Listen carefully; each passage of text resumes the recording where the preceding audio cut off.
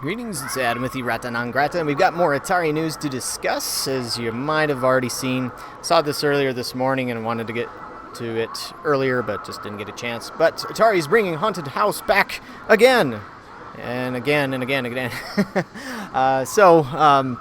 Before I get to the news of this newest Haunted House, you might be familiar with the Atari 2600 version that came out back in 1981. I guess I should have had this up already, but I guess I don't know what the numbers are, but I guess somebody at Atari has seen this as one of Atari's greatest hits.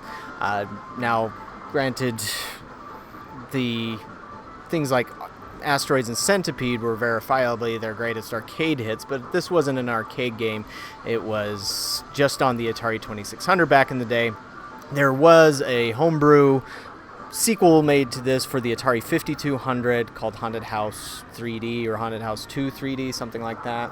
But if you grew up playing Atari, then you're familiar with this. It was one of, if not the first, survival horror game.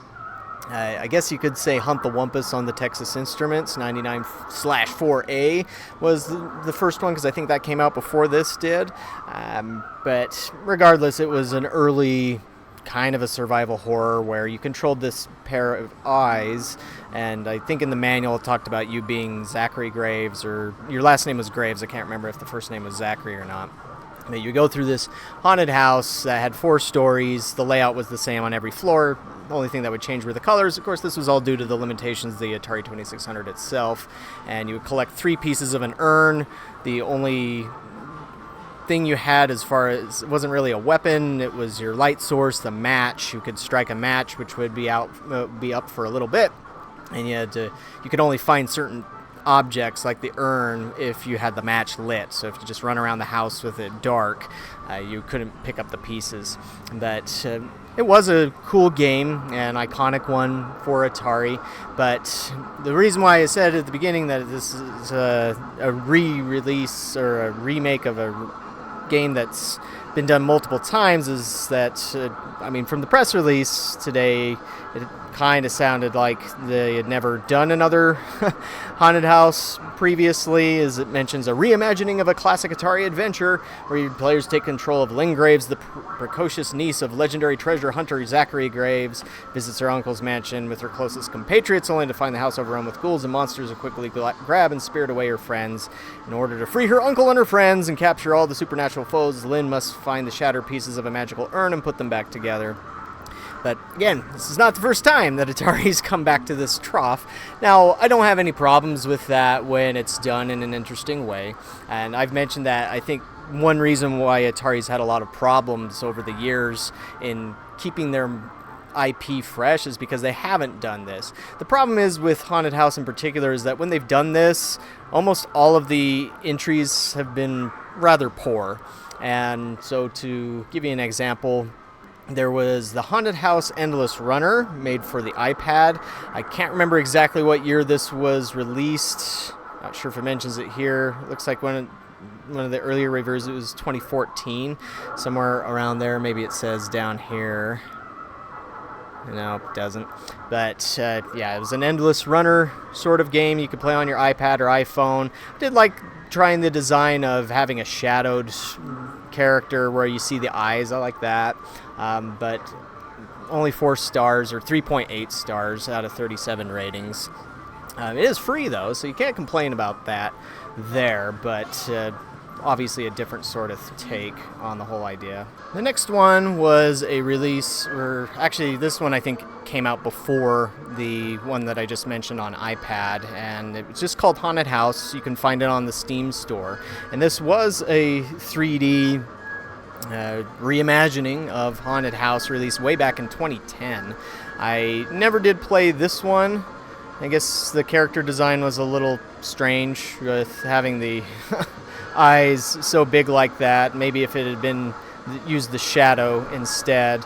But this one, the reviews were mixed. I mean, a few of them are positive, but there's several negatives, so again, that makes it mixed. But the negative ones seem to indicate that it had a lot of issues with the controls, and so sometimes you wonder if the positive ones are just people that are like, well, I love anything Atari, so I'm just going to lay it out that way and praise it regardless. But it's always funny how the language is similar from one re-release to another. It's back, it's reimagined again, and it's like, you notice Nintendo never has to say that about theirs, and they just come out with a new one and people recognize the name. But again, this was another stumble.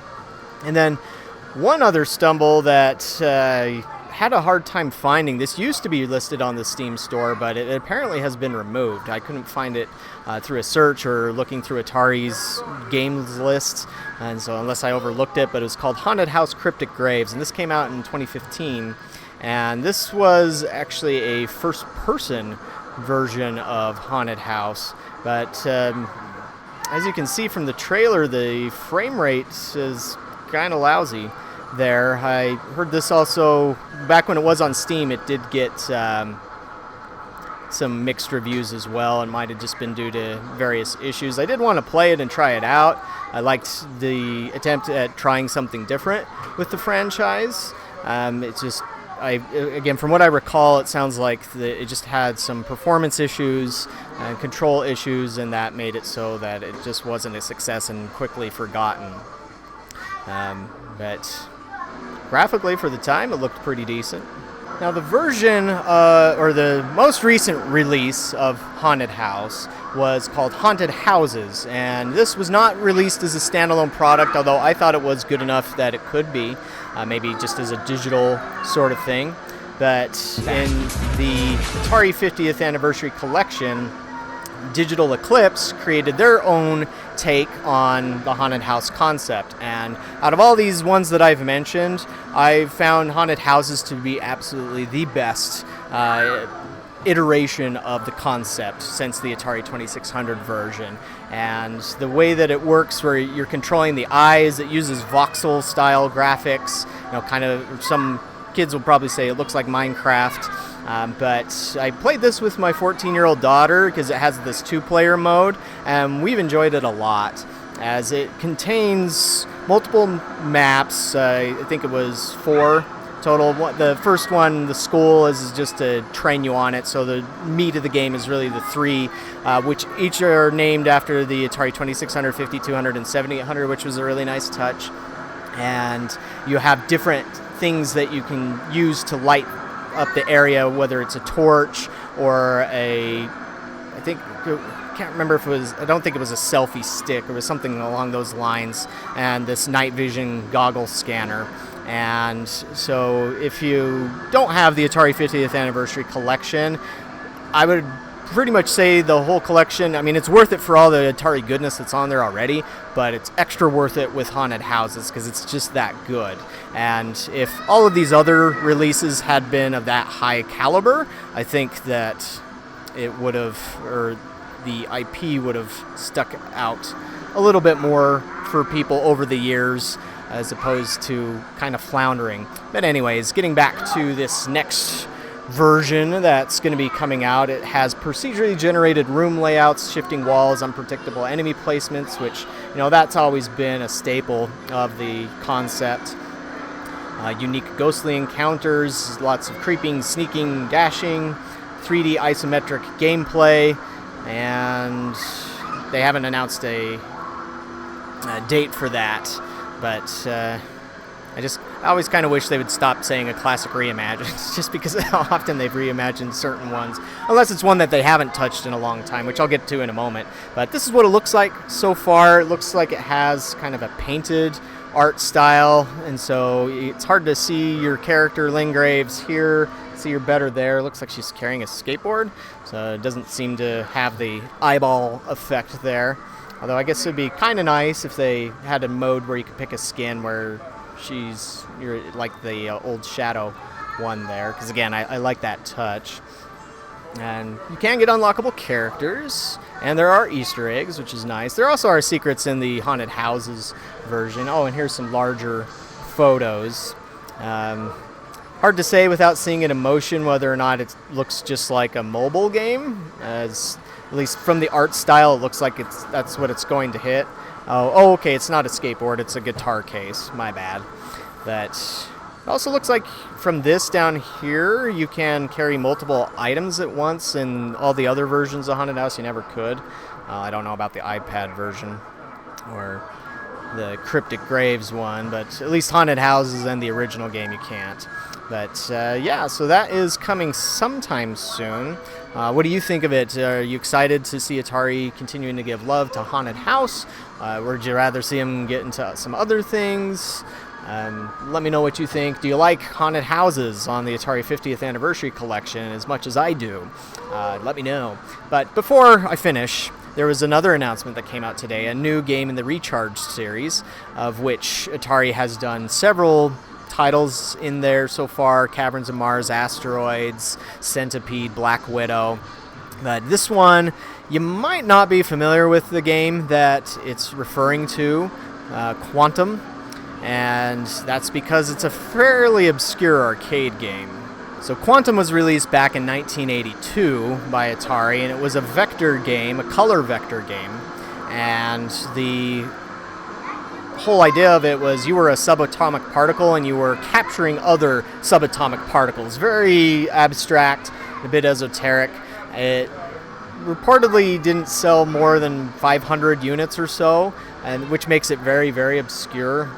And it's also hard to capture in screenshots, but you can find video of this on YouTube. I've played it before at California Extreme, and I've found it elsewhere, where it's a fun game. It's again a little bit strange, esoteric. I think it was Atari's only vector game that used a Motorola 68K, so that gave it more power, and it was able to smoothly draw the objects. I think it had some solid vector objects, which was uncommon back in the days. Usually it was just wireframes drawing everything out. But again, you had to draw the circles around the subatomic particles to collect them. And so almost a drawing sort of game. But again, it was so abstract that it just didn't really jive with the public, and so it just never was a strong seller. But this Recharge version, graphically it looks just like the Asteroids Recharged game, and it seems to be taking a little bit of a page from Asteroids too, as far as the design of your, like you have a ship now instead of, I guess, a subatomic particle. And let me look at this here. Defeat waves of enemies using your ship to circle around them and create a punishing dead zone. Again, with the arcade classic, you weren't a ship, you were just one of those subatomic particles.